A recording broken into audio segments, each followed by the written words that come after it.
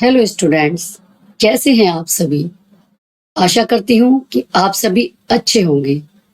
इसी आशा के साथ स्वागत है आपका अपने यूट्यूब चैनल विनायक जी क्लासेस में।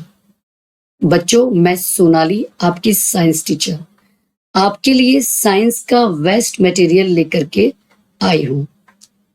बच्चों, पिछले वीडियो में मैंने आपको कक्षा 8 का अध्याय 1 फसल उत्पादन एवं प्रबंध पढ़ाया था, जिसमें मैंने आपको फसल क्या होती है, फसल के प्रकार, फसल पद्धतियां आदि पढ़ाया था। और फसल पद्धतियों में ही हम उसके टॉपिक खाद एवं उर्वरक पर थे,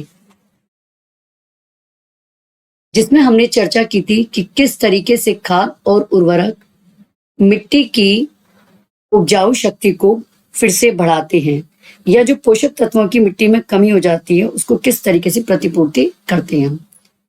इतना मैंने आपको पिछले वीडियो में पढ़ाया था। और अब इससे आगे का मटेरियल मैं इस वीडियो में आपके लिए लेकर के आई हूं। बच्चों, इस वीडियो को आप एंड तक जरूर देखिए, तभी आप इसका पूरा फायदा उठा पाएंगे और इसको समझ पाएंगे। और अगर आपको मेरा ये वीडियो पसंद आए तो प्लीज इस वीडियो को लाइक कीजिए, अपने फ्रेंड्स के बीच शेयर कीजिए और मेरे इस चैनल को सब्सक्राइब कीजिए। तो चलिए चलते हैं आज के टॉपिक पे।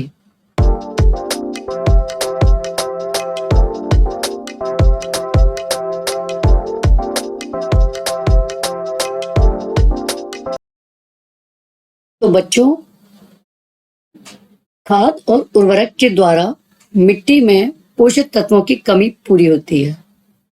पोषक तत्वों की प्रतिपूर्ति का एक अन्य तरीका फसल चक्रण भी है। फसल चक्रण, आइए जानते हैं क्या होता है फसल चक्रण। एक फसल के बाद खेत में दूसरे किस्म की फसल एकांतर क्रम में उगाना फसल चक्रण कहलाता है। मान लीजिए हमने पहले खेत में एक किस्म की फसल उगाई, उसके बाद दूसरी बार में दूसरे किस्म की फसल उगाई, इस तरीके से फिर पहले किस्म की उगाई, फिर दूसरे किस्म की, इस तरीके से हमने एकांतर क्रम में बदल के फसलें उगाई। इसे हम फसल चक्रण कहते हैं। जैसे उदाहरण है फलीदार फसल चना मटर एक ऋतु में उगाई हमने, और अन्य फसल में मान लीजिए गेहूं ले लीजिए, इसको हमने दूसरी ऋतु में उगाया। तो जब अगर हम ऐसा नहीं करेंगे, हम लगातार एक ही फसल खेत में बार बार उगाते रहेंगे, मान लीजिए हमने कोई खेत है उसमें गेहूं उगाए जा रहे हैं, बार बार गेहूं उगाए जा रहे हैं, इससे क्या होगा, जो पौधे हैं वो पोषक तत्व लेंगे और इससे मिट्टी में, क्योंकि पौधे एक से ही पोषक तत्व ले रहे हैं, तो इससे मिट्टी में उन पोषक तत्वों की कमी हो जाएगी। तो हम एक ऋतु में गेहूं बोएं और अन्य ऋतु में फलीदार फसल अगर हम बीच बीच में बोते हैं तो इससे मिट्टी की उपजाऊ शक्ति बनी रहती है। इसे हम फसल चक्रण कहते हैं। जैसे मान लीजिए ये फलीदार फसल है, फलीदार पेड़ है कोई, इनकी जड़ें हैं, ये जड़ों में आपको एक गांठ जैसी रचनाएं दिखाई दे रही हैं। इन जड़ की गांठों में राइजोबियम नामक जीवाणु रहता है, और ये जीवाणु क्या करता है, ये जीवाणु वायुमंडलीय नाइट्रोजन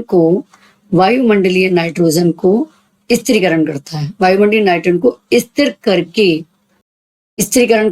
करके पौधे को ये देता है।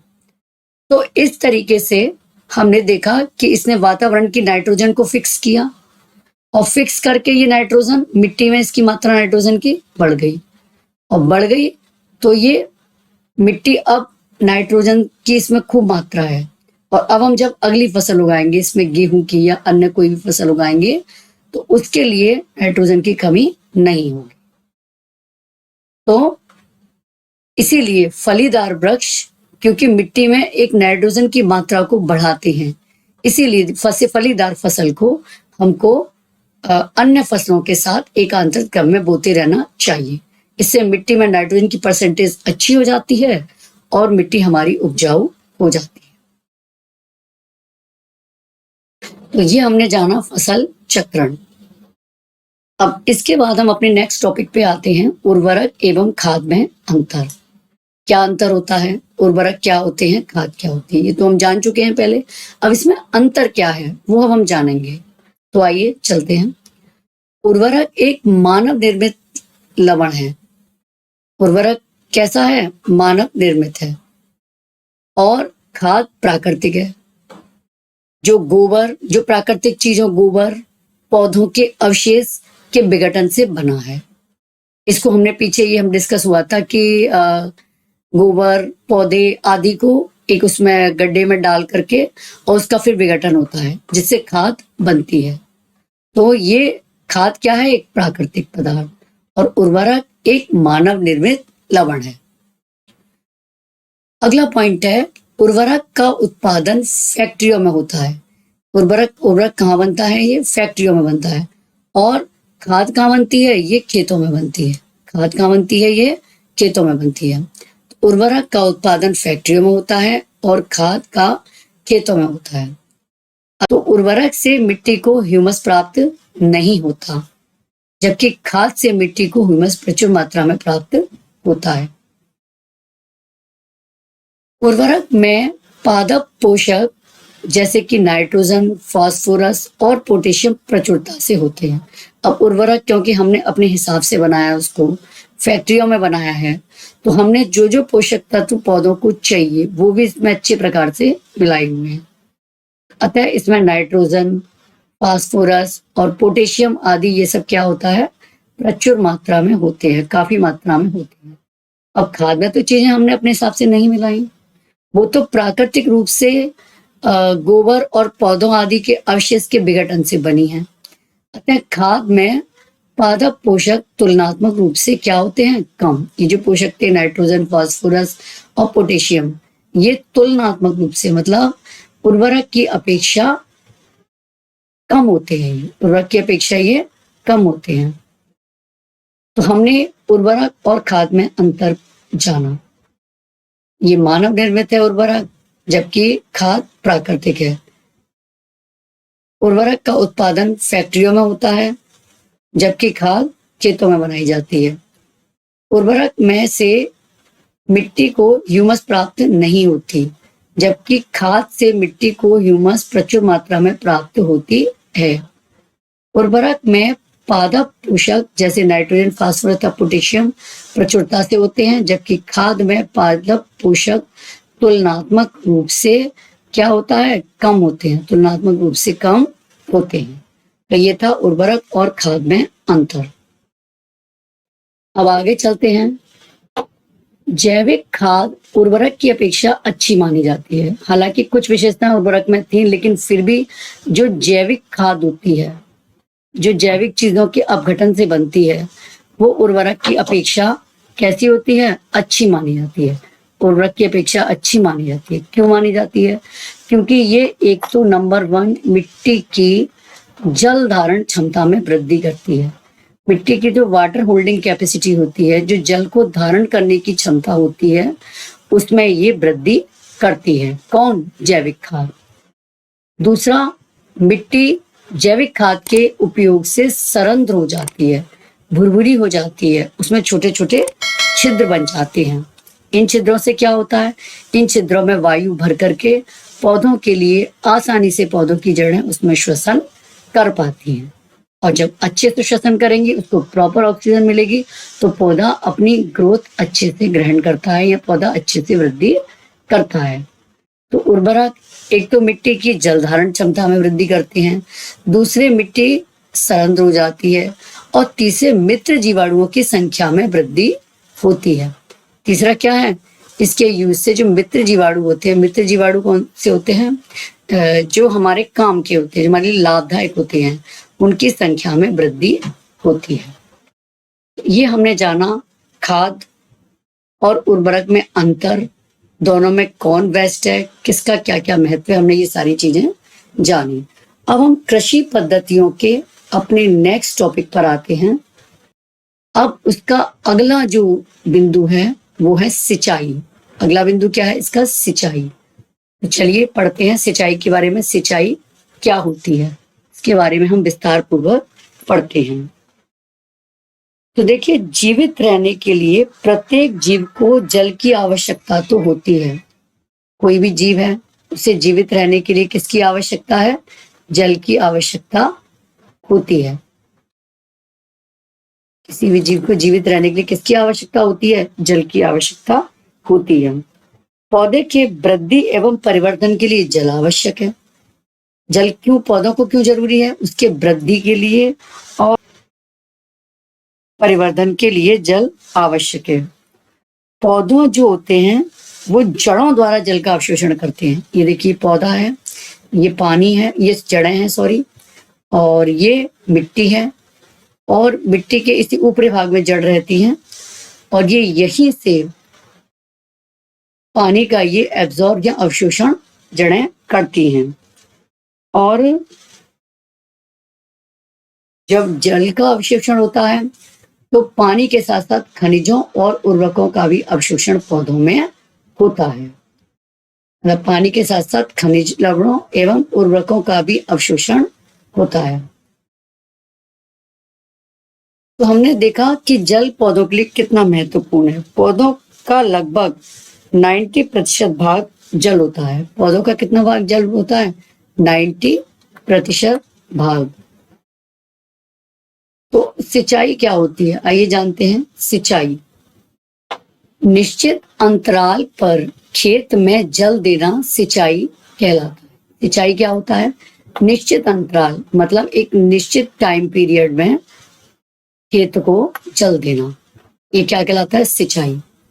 सिंचाई का समय मतलब कब खेतों में पानी लगना है, एवं बारंबारता मतलब एक फसल पे कितनी बार पानी लगना है। ये सब 3 चीजों पर निर्भर करती है। किन किन चीजों पर? नंबर 1 फसल पे, नंबर 2 मिट्टी पे, और नंबर 3 ऋतु पे। फसल पे डिपेंड करती है, मिट्टी पे डिपेंड करती है, और ऋतु पे डिपेंड करती है।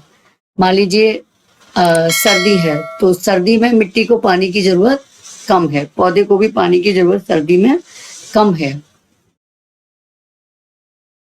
उसी तरीके से जो गर्मी है उसमें पानी की जरूरत ज्यादा है, यानी कि सिंचाई की बारंबारता उसमें ज्यादा रहेगी गर्मियों में, और सर्दियों में इसकी बारंबारता गर्मियों की अपेक्षा कम रहेगी। इसके बाद आते हैं सिंचाई के स्रोत।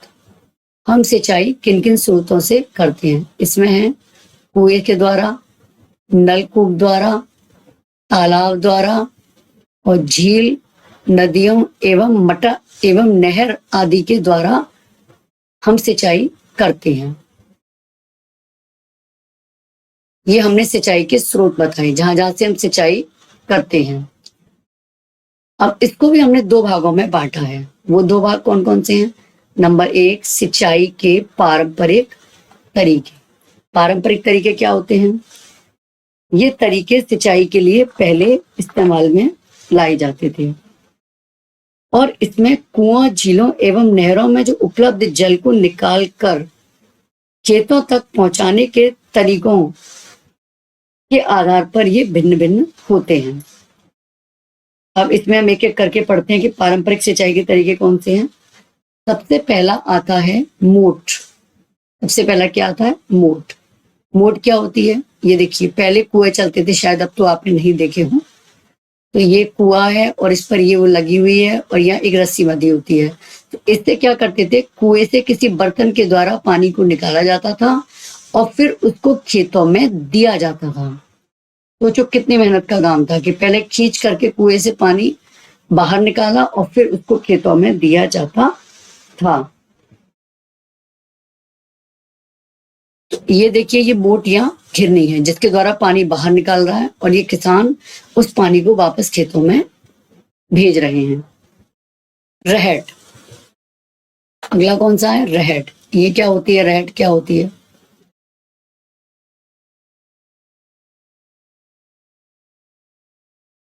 ये देखिए, रहट का चित्र लगा हुआ है।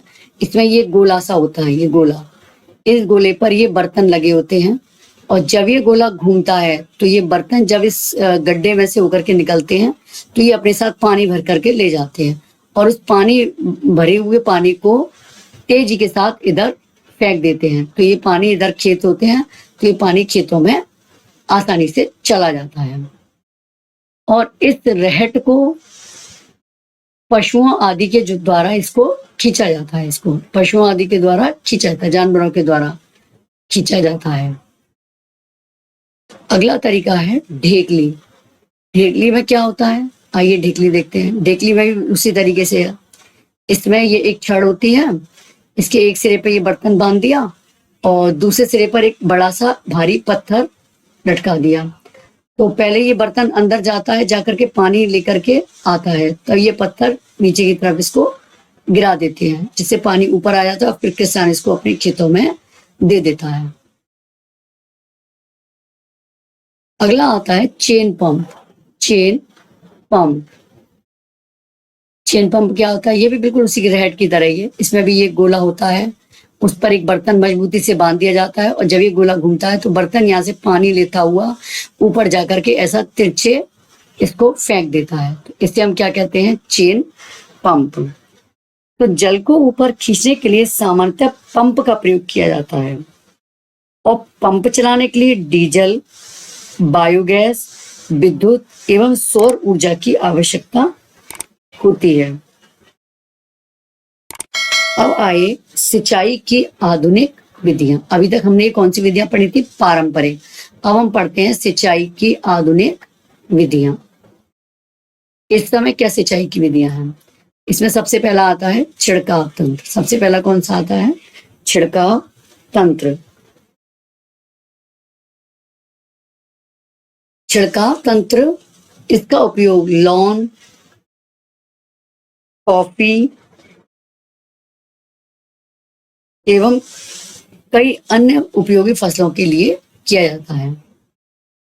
अच्छा, ये छिड़काव तंत्र होता है, ये इस विधि का उपयोग असमतल भूमि के लिए किया जाता है। इसका उपयोग किस लिए करते हैं, असमतल भूमि के लिए, जहां भूमि असमतल होती है। असमतल,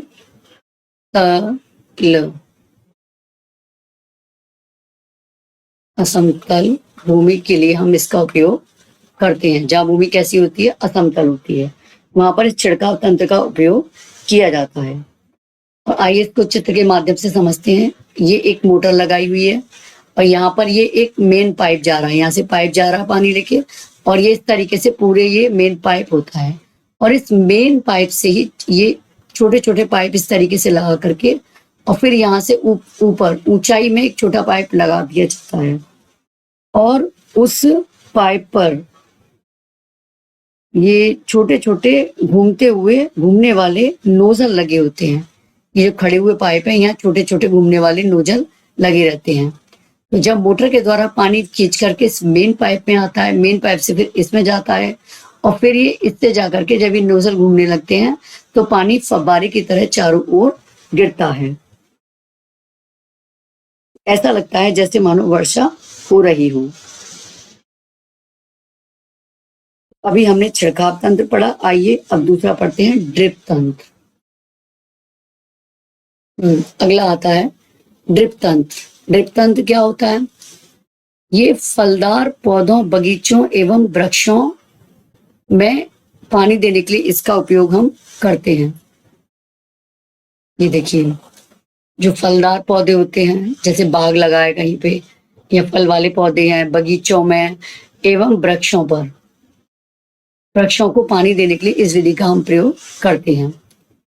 इस विधि की सबसे बड़ी विशेषता है कि जल इसमें बिल्कुल भी व्यर्थ नहीं जाता है। जितनी पेड़ को जरूरत होती है उतना ही ये देता है, फालतू ये पानी इससे बर्बाद नहीं होता।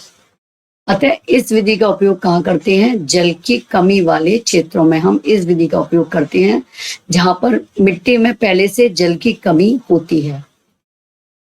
इस विधि से हम उसका प्रयोग करते हैं। अब जैसे मान लीजिए ये कोई बाग लगाए, अब इसमें एक प्लांट यहाँ खड़ा है, एक यहाँ खड़ा है, एक यहाँ खड़ा है, एक यहाँ खड़ा है। अब ये दो प्लांट्स के बीच में जो दूरी है दो इसके बीच की जो दूरी है ये, इसमें अगर हम पानी डालते हैं तो वो बेकार ही जाएगा। तो क्या होता है कि ये जो ड्रिप तंत्र होता है, इस विधि से जल बूंद बूंद करके सीधे पौधों की जड़ों में गिरता है।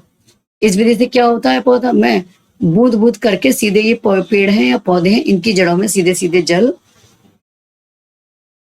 गिरता है। और इसीलिए इसको ड्रिप तंत्र कहते हैं।